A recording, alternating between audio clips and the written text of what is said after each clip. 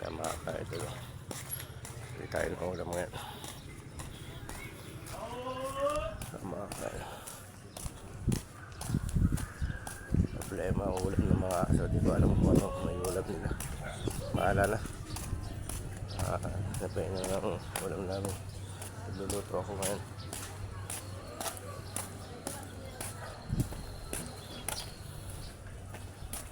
Natin parang may ulam.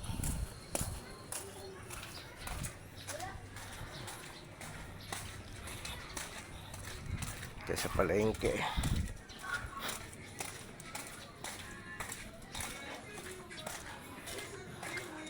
lapit na tayo makakain sa palengke. Tayo ulam.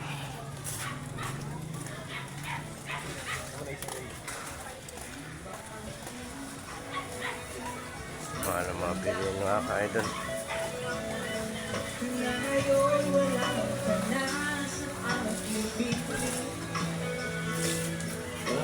Ang ulam, ang isda. Magkano ba dito? Di ba kanin to? Patingin nga po nito, isang ito. Tama ka ito. 130 na lang anay store, 130. Sige po, pakiiwan po. Ito po. Isang piraso ito mga ka-idol. 136 na. Ang taas ng ulam ngayon. Sige po. Tayo natin. Hiwa po.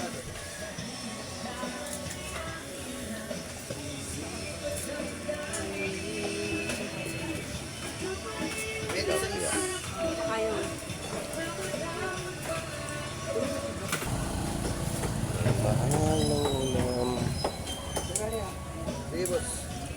Tilapia. Ang aking tilapia kaya yung tabang.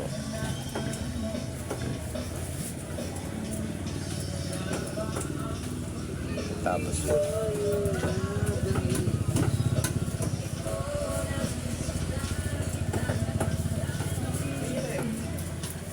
Thank you po.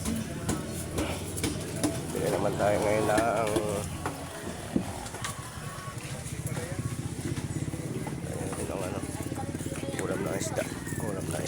ulam na ano ng mga aso.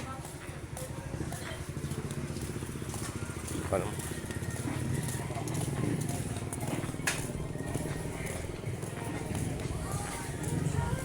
Ulo na naman.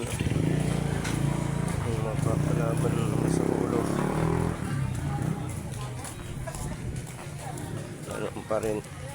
Yan ang tayong ulam. Pangalap yan lang ng ano. Panibagong ingredients ng ano ng aso.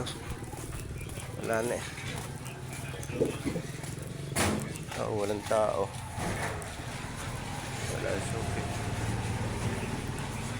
Ayun pala. Tiulo nga 50 pesos para doon sa mga alaga ko.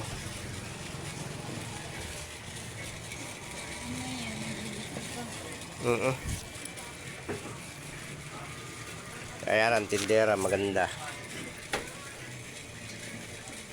So okay ko na rito yan.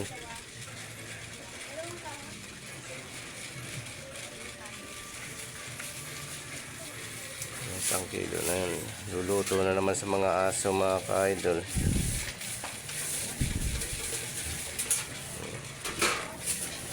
Yan. Salamat. Okay na tayo mga ka-idol. Luluto na tayo. Yung palengke namin dito.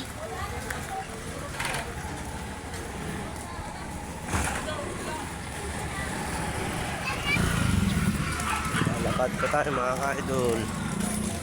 Lakad tayo. Luluto na ako sa bahay. Baka iprito ko na lang itong ulam na tanghalian.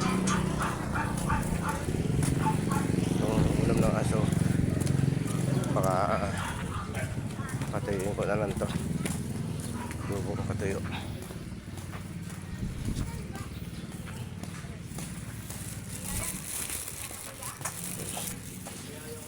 Mga ka-idol.